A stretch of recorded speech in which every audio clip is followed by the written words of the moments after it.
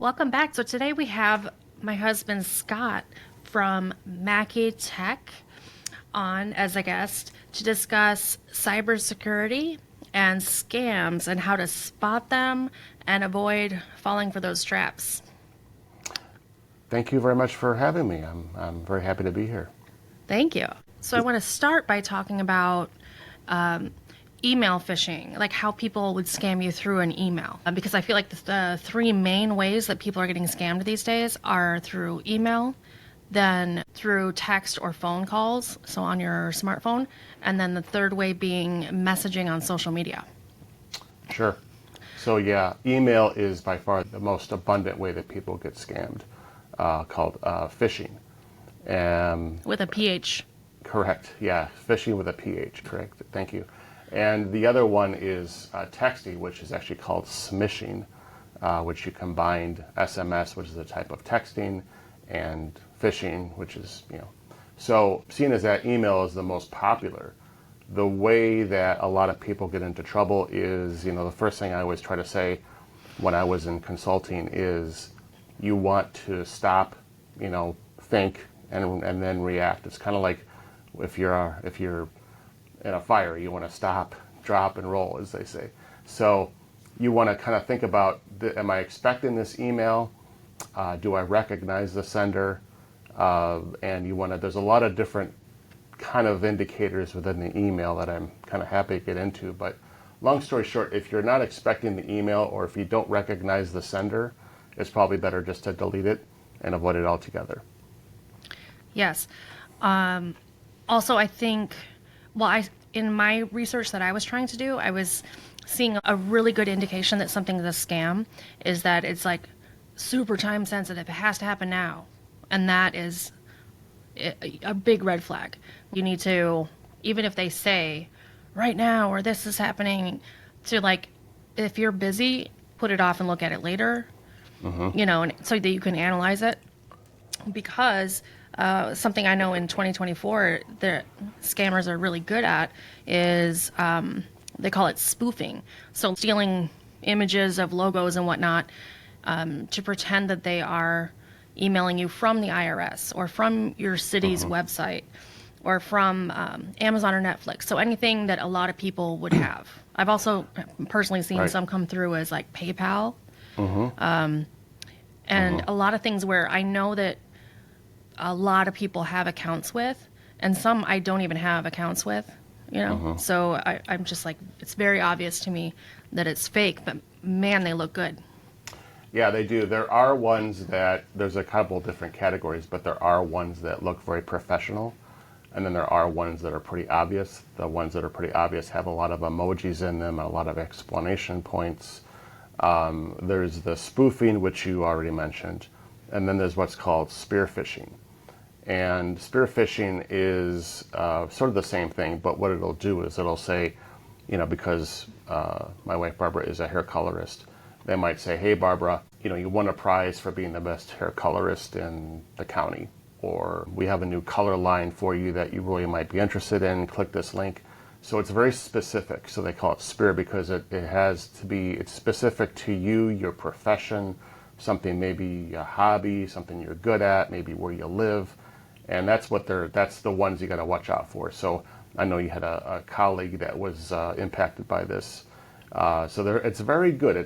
They're hard to spot, especially if you're going to respond to the urgency that they set up. This, hey, click here, you have 48 hours, don't reply, or a lot of times they will ask you to reply. They want you to click a link, they want you to react without thinking.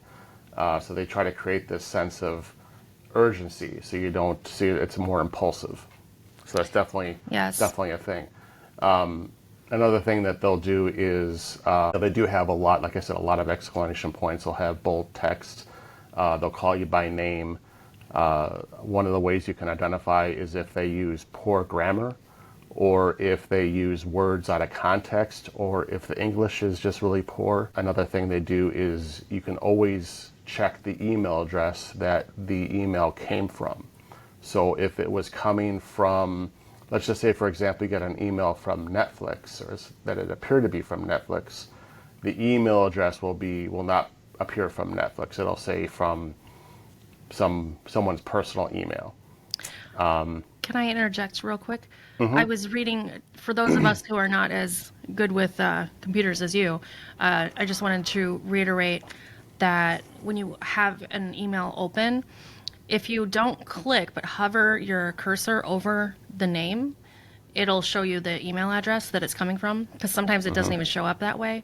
And a big thing that they're doing now is it'll be like, say it's coming from Netflix, so they're faking Netflix, but then when you look at the email address, it'll be like, customer service at netflix.intl.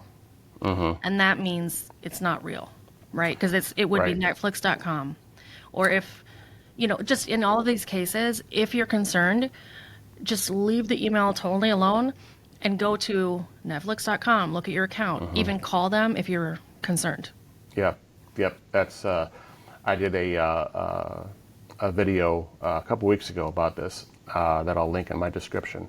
But essentially, you hit it right in the head. Don't react to the email. Don't respond to the email. Pick up the phone. Go to your actual account. Log in. Normally, like you said, the email address, especially if it's coming from a bigger outfit like Netflix or Amazon or even your bank, it'll say no reply. It's 9 times out of 10, if it's just a kind of an FYI, or if it's like something that you need to do with your account, it'll say no reply, because it's a robotic email that comes from the actual company that you're not supposed to really respond to, because they don't check them. So that's another indicator.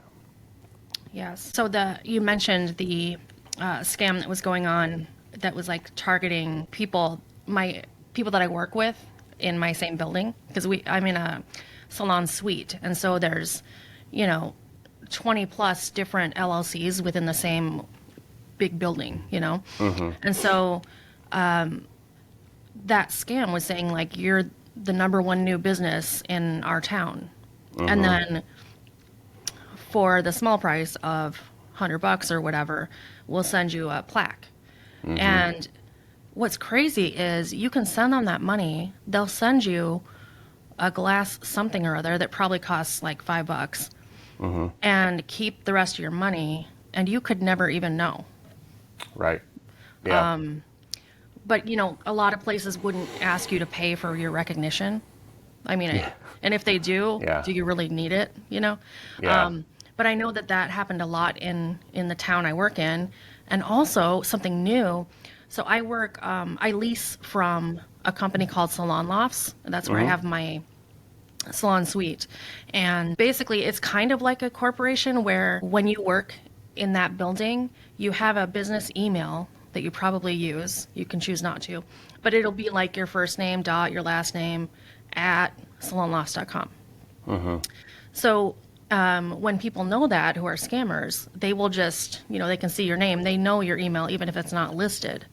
And then we were all getting emails with all those Salon Lofts logos and information saying, this bill is past due, to avoid more fines, And none of us actually, they don't bill that way at all. I mean, we have, I think it's a mandatory ACH. They have it set up where I don't think it's even an option to not have it automatically, your rent taken from your account as an automatic transfer. So anyway, it was a bad scam, but man, it looks pretty real. And when you first open it, you are like, what? Like, I actually thought, what are they doing? Like, what is this fresh hell? You're gonna charge me for toilet paper now? Yeah, exactly. But it turns out, of course, it was fake.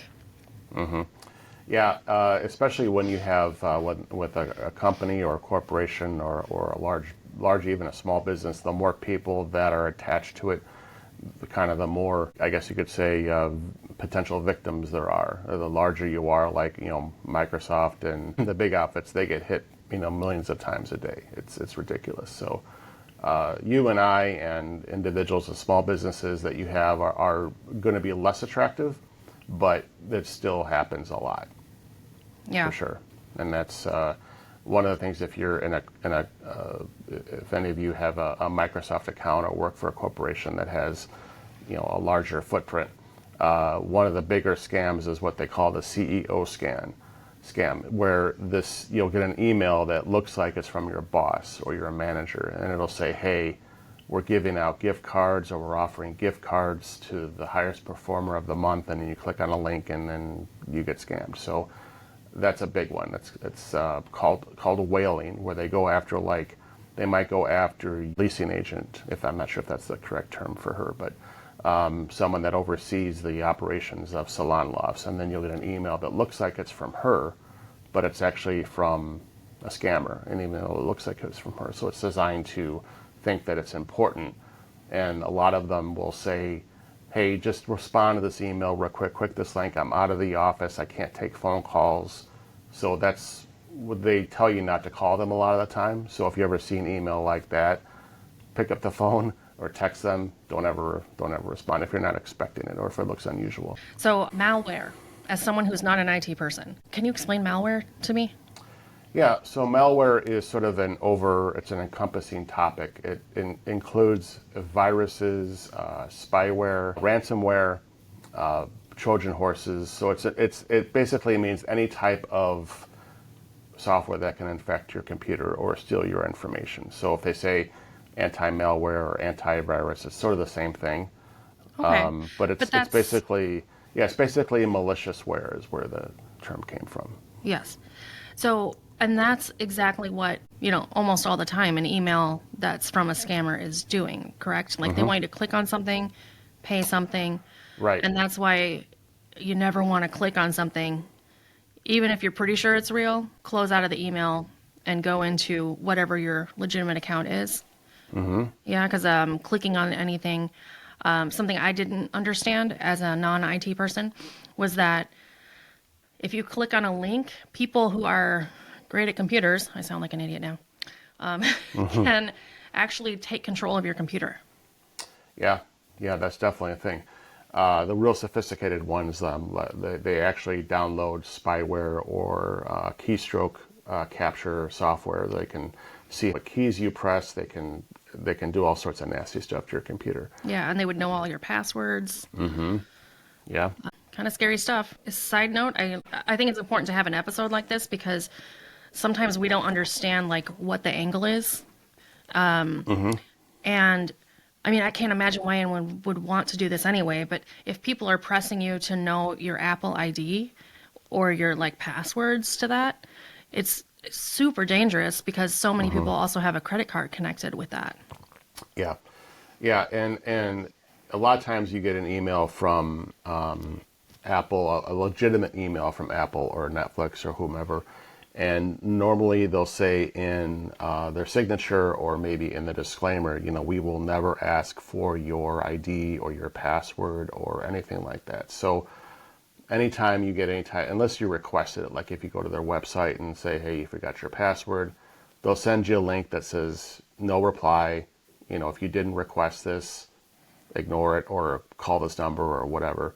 So yeah, it's one of those things that if you're not expecting it or if it looks fishy, best just to delete it. One thing kind of off topic that is interesting. Do you remember I had a client who was so confused because somebody was using her Netflix? Do you remember that? And weren't they in a different country? Yeah, I vaguely remember that, yeah. Anyway, wild stuff. Even just stealing someone's Netflix account. It's wild. It happens. Yeah, it happens. And on social media too. I rarely, if ever, will click on a Facebook message unless I've just sent one to somebody. But anytime someone sends me a video or a link, I just don't bother. I don't even ask them. I just don't even bother with it because for all I know, they were hacked. And Yeah. Facebook is, in my opinion, kind of a cesspool. But Well, now like Facebook Messenger and Instagram Messenger are the same, correct? It's just called Messenger. yeah, And it's the same thing. That is, to me, the Wild West. You Yeah. have no idea. 9 times out of 10, it's fake. I got tricked, not badly enough to give my information, but I got tricked recently with somebody friend requesting me, and I thought I was already friends with them, but okay. And it's, like a family friend. who I don't talk to a lot. So I added her. Then she started messaging me, and I messaged her back saying personal things about like, oh, how is your husband doing? I know he's been ill, blah, blah, blah. And they responded not even saying anything about him. And I knew it was fake. Yeah. But I was like, oh my gosh, because of course they took her picture, made a new profile, and acted like they were her. I'm probably doing that to everyone that she's connected to. Yeah. It's Yeah, that's wild. definitely very common. And the same thing with texting. It's the same thing. You know, Barbara and I the other day were kind of comparing scam texts that we got. Sometimes they'll just say hi, or they'll say, hey, how are you? But they've gotten a little bit sketchier where they're like, hey, what time are we supposed to show up again? I forgot. Where you're like, and you want to say, who is this? Or you want to say, I don't know you, or wrong number. And that's a lot of times that's what all they want you to do. Then they go ahead and they start sending you stuff, and you start, pictures and links and all this other stuff. And I've gotten to the point where if I don't recognize the number, I just block it. And if it's a recruiter or a job, oh well, call me. Don't, text messages Right. are a silly way to start a conversation or to conduct business if I haven't spoken to you before. Yeah. Well, I can't even totally imagine all the things they're trying to do with that. And I do feel like it's important to not even say no, wrong number, like we used to do when we were younger, Yeah. because, and sometimes now we're kind of switching to the phone thing, but even picking up the number or responding, they know that someone is on the other end. And so they're just, the more information they have, they're just running with it. Yeah. So it's best to, if it is a legitimate person who has the wrong number, they'll understand because you never responded. Yep. And now with the iPhones, at the bottom of those text messages, you can see like report and block and so I've been doing that a lot, trying to at least put that out there. Definitely. Also, I learned recently, it's kind of blowing my mind, that when you pick up your phone, if it's a number you don't know or it's blocked and says unknown, to be careful what you say, because they can be recording your voice. So, I mean, that's wild. I mean, sometimes I do need to answer numbers I don't know. Half Yeah. the time it's like a doctor that you can never get a hold of again if you miss the call. And I have clients that I don't know call me. So it gets tricky. There are some, sometimes you just have to answer the phone. Yeah. I've done that before where I'm like, I don't know that number. And then I get the voicemail and I was like, dang it, I needed to take that. Yeah. But Yeah. I was told that a big red flag is if you pick up a number you don't know and the first thing they say is, hi, can you hear me? And if you say just yes, then they have you saying yes in your voice, Yeah. which is crazy. Yeah, they can record it, and then they'll use it as a way to say that you consented for something that you didn't. That's a Wild. big one, and that's just like if I get a call from a number I don't recognize, I'll just pick up the phone and then I'll just stay silent. And usually, if it's a telemarketer or if it's a bot call, they have a computer in the background that waits for you to say hello, and then they'll start their pitch. Oh, yeah, So yeah. if you don't recognize the number, you just pick up, and I just stay silent. And then if it's actually legit, they'll go, "Hello, is someone there?" And then I'll go, "Oh, hi," So that, and like you said, if someone says, "Can you hear me?" Don't say yes, just say, "I can hear you," or Or hang up. hang up. Right? Yeah. If they keep on saying that, if they say, "Yo, yes or no," to say, "Oh, nope, not doing it." Yeah. It Very, is very wild sketchy. what people can do these days. Yeah. So, and along with the phones and the texting, I think that there's a lot of romance scams going on. I get so many text messages that I'm like reporting and blocking where it's like a really beautiful Asian girl and like saying some guy's name and like, oh, I had a great time, blah, blah, blah. And it's like, well, half the time they're talking to a man, I guess, and Yeah. hoping that they'll write back and say, oh, it wasn't me and you're beautiful or whatever. Yeah. Those are definitely scams. Yeah, it's wild. Okay, I made a list here of personal information. Now, I know this sounds like a little too basic, but things that people are going to want from you that they really can do something with.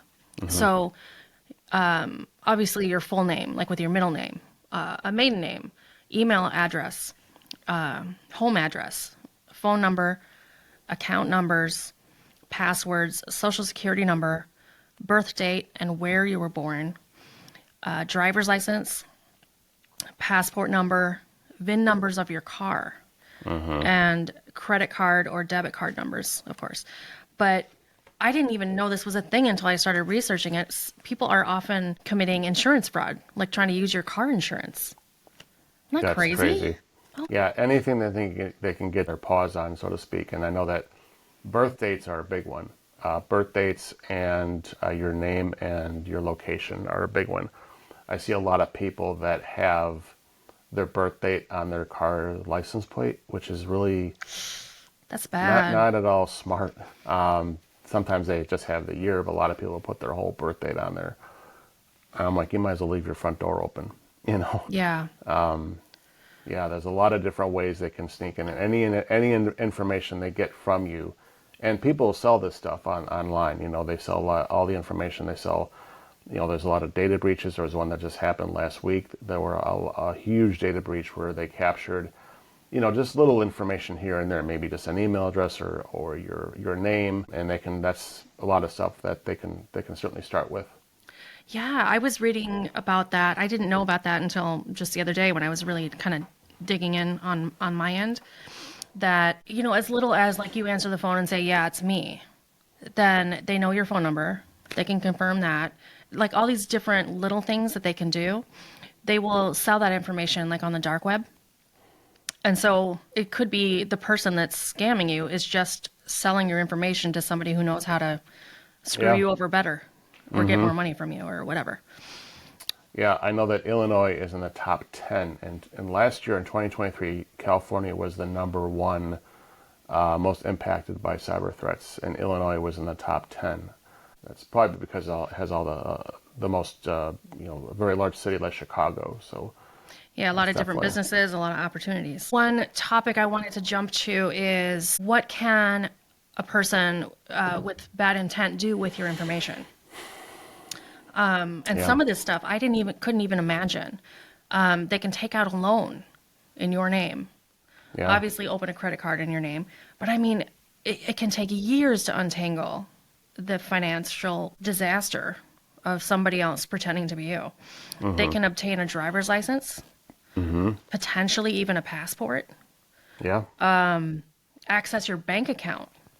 Like they can pretend that they're you and they're locked out or something and provide all this information. I mean, it's scary.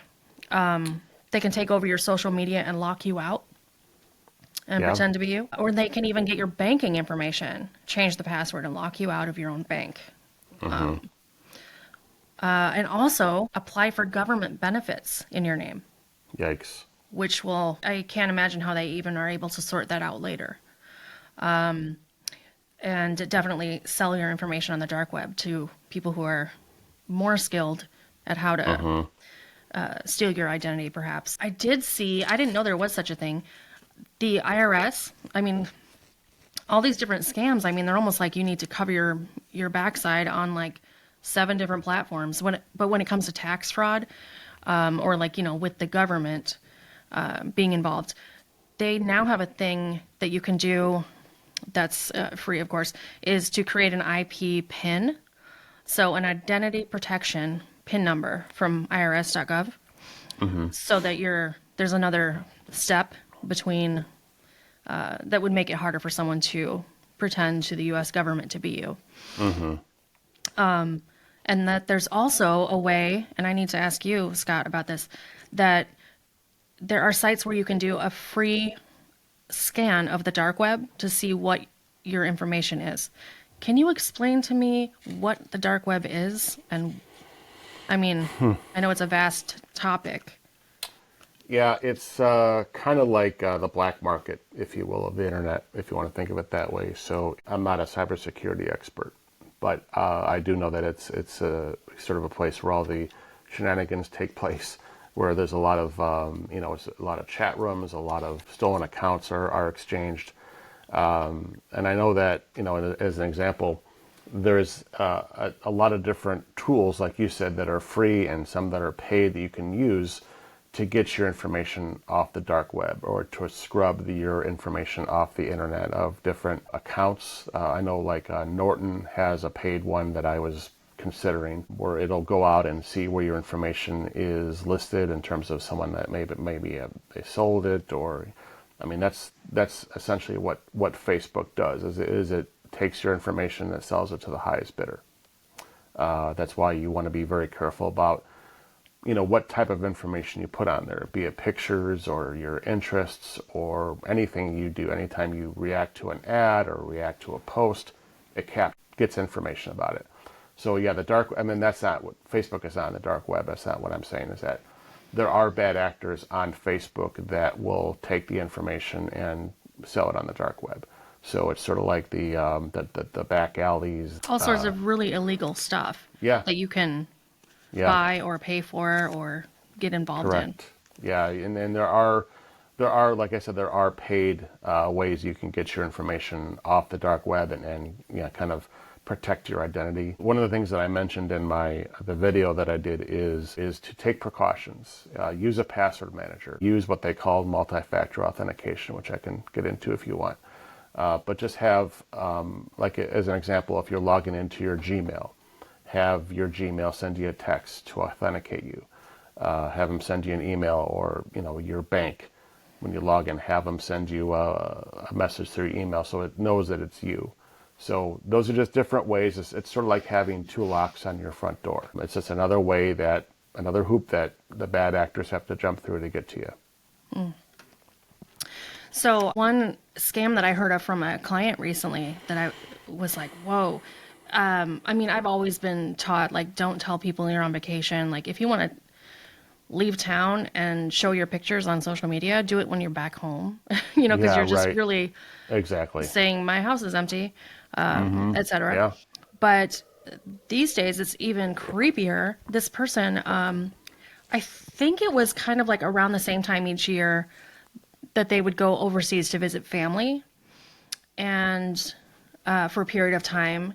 And somebody got that information and started scamming personal friends of theirs, probably from social media, but emailing them and saying that all their important papers and their wallets, their purses, whatever, everything was stolen, and they needed you to wire them money. Oh, wow. Like, somebody stole our suitcases. We have no funds. I don't have my passport. I need you to wire me money. And it might be the middle of the night where those people actually are, so you can't really call them because they might be asleep. You know what I'm saying? It's like really a fancy dig. And she said she was so shocked that, I think like 10 people were contacted, and 2 people like immediately sent money because didn't think about it that deeply. And they were like, oh, I wouldn't want you to be without money and you need to pay for a hotel, Yeah. But again, those time sensitive things, right? Yeah, Has to be right now. Very sophisticated. They say that if you go on vacation, leave a light on somewhere. Don't make a lot of noise about it. And I see friends of mine, people that I went to school with that, they're all over their pictures of their kids, and it's just dangerous. It's just not a good idea. You just don't know who's going to see it and who can gab it. And Facebook loves it when you put pictures up. They just love it. Their AI goes nuts. Their algorithms go nuts. They capture so much information about you and your family and your kids and your interests and your hobbies and where you go to vacation. It's crazy. Yeah. Just to jump to the next one real quick, I lastly wanted to go over kind of a list of the top scams going on in 2024. Mm-hmm. So right now, what are the really popular things? Because, some of these scams, everybody talks about so much that they don't have as much grab on people anymore. Mm-hmm. So, and I would like to hear your thoughts, Scott, on it.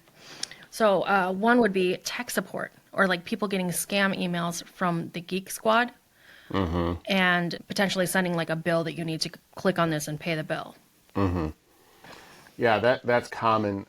That's been pretty common in general. A lot of times you might get a pop-up on your computer that says your computer's infected, to call this number. Sometimes you'll get an email that says you have a bug in your computer and we're the only ones that can fix it. Yeah, and 9 times out of 10 you'll call the number. It'll be someone not in America, won't be an English-speaking person, which is not necessarily. I don't mean to say that that's an indication that's a scam. I'm not saying that, but that's one of the indicators. If you're clicking on an ad and someone picks up and they say they're from such and such a company, they want your information. They $99 just to do this one scan, and then they create other problems during the course of events. They go, oh yeah, you know what? Now I found this, and now I found that, and now I found this. So yeah, It's like the computer version of a crooked mechanic with your car, right? yeah, definitely. They go, oh yeah, I took off the tires and I saw your brakes are bad too, and oh by the way, this is wrong, and oh by the way. Yeah. My parents were a sucker of that back in the day. That Oh. happened to them. And if you ever see any pop-ups on your computer while you're browsing or you're just doing your work, just close them out. Don't click on anything. Never call any numbers on there. That's all a scam. Yeah. Ad blockers. Also, another big one this year happening are emails about saying they're from the IRS and you're getting a tax refund. And they will never send you money or anything from an email. Yeah, I know and the same, they do that with phone calls too. I've gotten those before where they'll leave you a message and say, hey, there's something wrong with your tax return. Can you give us a call? Or they'll email you, like you said, and it's the same thing. You click on a link, and of course it happens during tax season. Yeah. And it's the same thing. It's just another they're phishing, and that's where the name comes from. Yeah. I read that there were actually a lot of phone centers or call centers in certain countries, like Jamaica was one of them, but places where most of the population can speak English. Yeah. And there's no recourse. Like even if the police here are saying, oh, they scammed you and we'd like to get your money, but they have no recourse because they're in a different country. Yeah. Their government isn't like enforcing or automatically shutting them down Yeah. for being illegal. Yeah. They don't have the resources we do to kind of track and react to those types of things. So, yeah.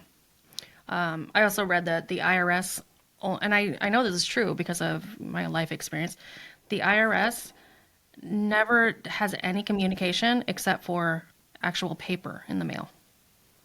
Yeah, they're old school. Very old school. So anybody emailing you with the IRS logo, it is delete that right away.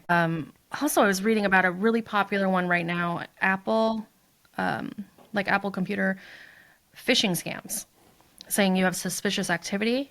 And this would fall under where it would worry me, but definitely don't do anything with the email, but like go into your Apple account through typing in apple.com, going to your stuff, Yeah, the article I read yesterday about an Apple ID scam where emails are being sent out and through your Apple email saying that your Apple ID is compromised or needs to be reset. Click on this link, do this. Yeah, click on the link and put your password in. Yeah. Yeah. Yeah, Scary. Again, they're not going to do it that way. No. They'll probably, if there is some sort of a compromise, I'm not really sure how big companies like Apple would do that. They probably would do some sort of a message where if there was a problem, you might get a phone call from Apple or something like that. I'm not really sure how they would handle that. Yeah. Another one, and I've gotten a lot of these personally, bogus payment confirmations in an email. Like, here's your receipt. Thanks for paying $400. And then your immediate reaction is, oh my gosh, I didn't do that. And then do not communicate in the email. Like if you can tell it's fake, just delete it. If you're worried, go look at your credit card. See if you did pay for anything. Yeah, I got one of those from PayPal that said that he paid this like $500 in Bitcoin for something or other. I'm like, Bitcoin? No. I'm staying far away from Bitcoin. But it depends if somebody like lands on something that's a pressure point for you. So say you are somebody that deals in Bitcoin, you'd be automatically like, oh my gosh. Oh, another email scam big in 2024 is getting an email from a really common brand, such as, Amazon, Netflix, something that a lot of people have, and it'll say that we have your incorrect billing info, and click on this and put it in there. And that's just trying to steal your information and sell it. Yeah, definitely. I've also heard of a lot of scams as far as like offering people jobs and saying, Oh, oh, we're going to mail you a check. We need you to deposit it. And then you write us a check and that's it.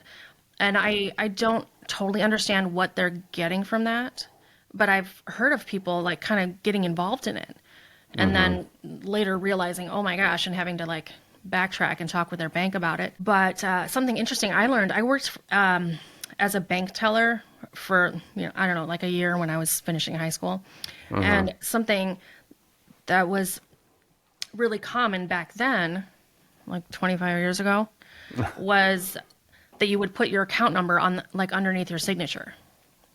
And Oh. now because everything is so digital, I was told by a bank teller, and I was like, oh, I didn't really think about that. Never do that.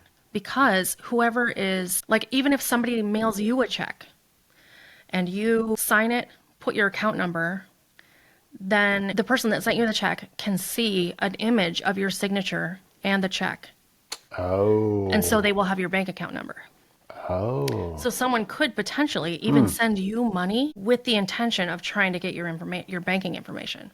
Yeah. And so if you didn't do that, then they would be saying like, oh, okay, send me a check. And then of course on your check, they have your information because it's on the bottom of the check, right? Right. Right. How it's Yeah. printed. That's a big one. Really dangerous because as we're saying, like then they take those and start like opening credit cards or setting up loans or I mean it's crazy. Also there's an iCloud update email going around where they're asking for your Apple ID and password. So like it's just another thing where, as Scott was saying, they're like, oh, this is a really important update for Apple, and everyone has an iPhone, right? And then you click on it and it will look like an official pop-up with their stuff saying log in, just so they can steal your Apple ID and hopefully use your credit card that's associated with it. Yeah. Yeah. And a lot of times they'll have links that you can, like you were saying, hover your mouse over and see where the link goes. A lot of times these scamming websites that they send you to, they'll start out with HTTP without the S. And if it's without the S, that means it isn't secure. So if you ever go to your browser, in your browser address bar, and you go to a legitimate website, it'll say secure with a little lock on it, and then it'll say HTTPS, which is S stands for secure, amongst other things. But that's one thing. If you ever hover over a web address that doesn't have the S, that means that it's going to a website that is not secure. So that's one indication. Another one is that if you look in the body of the email below in the signature, if they have a signature or a disclaimer, a lot of times it'll have the company name on it and it'll have a link. And sometimes that link will not be legitimate, or there'll be something in the disclaimer that doesn't jive with a legitimate Apple email or Amazon email or something like that. Yeah. Very interesting. Also listed in the top scams for this year, Google Drive and Google Docs. Maybe you can explain that to me better, but I'm thinking like bottom line is like there's an attachment and you definitely don't want to be clicking on that attachment. Yeah, so Google has they have a cloud backup they call it Google Drive that you can use on your mobile phone or your computer to back up documents, whatnot. And Google Docs is analogous to like Microsoft Word or whatnot. So you'll get an email that has a link that goes to a Google Drive, or it's supposed to. That's what it says, and it's just a link that goes to some repository that has a virus in it or a scam site of some sort. This one seems pretty bad, but from USPS, United States Postal Service, asking you to update your address. They won't ever do that. Yeah, it's interesting. I sent out a package a week or so ago, at the beginning of July actually, and a day later I got an email from someone that looked like it was USPS, and it says there was a problem with your package, and and it had a link that I can click on to say, click here to update the address information. And I clicked on it. And because I was like, well, I just sent the package and I had the right date of like when it left. And then I clicked on the link, and then it asked me to enter a bunch of information. And then it asked for a credit card to put on file just in case there were any issues with shipping. And I was like, wait a minute, that doesn't make any sense.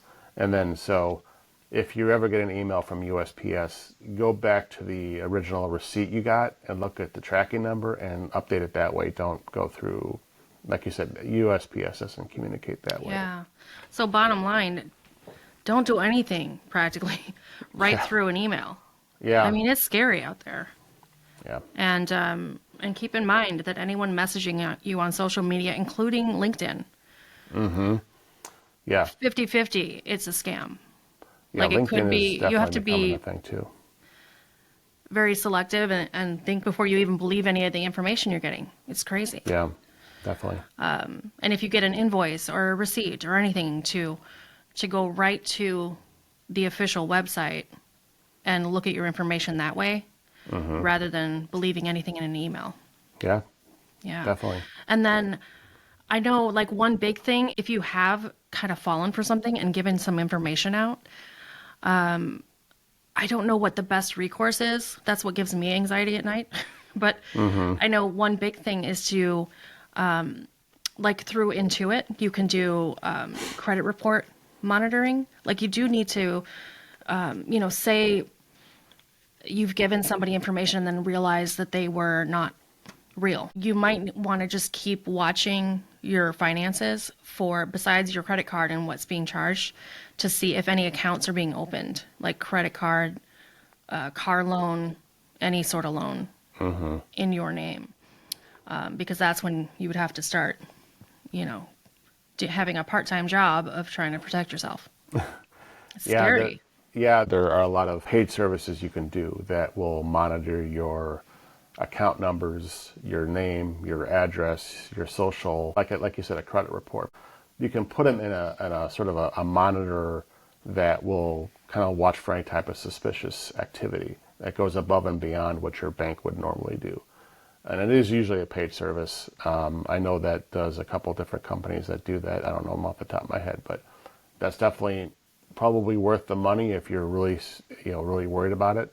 But like me, I'm always looking at my bank statement. Like every day, I'm just kind of weird about that. I go in just to see, make sure there's no, weird charges or whatever. So it's always good to be on top of stuff like that. Once I actually called my credit card company in an absolute panic, and I talked to someone who was like really nice and calm, and I said, "There's this charge. I didn't do it. Somebody's got my stuff," and he like dug into it.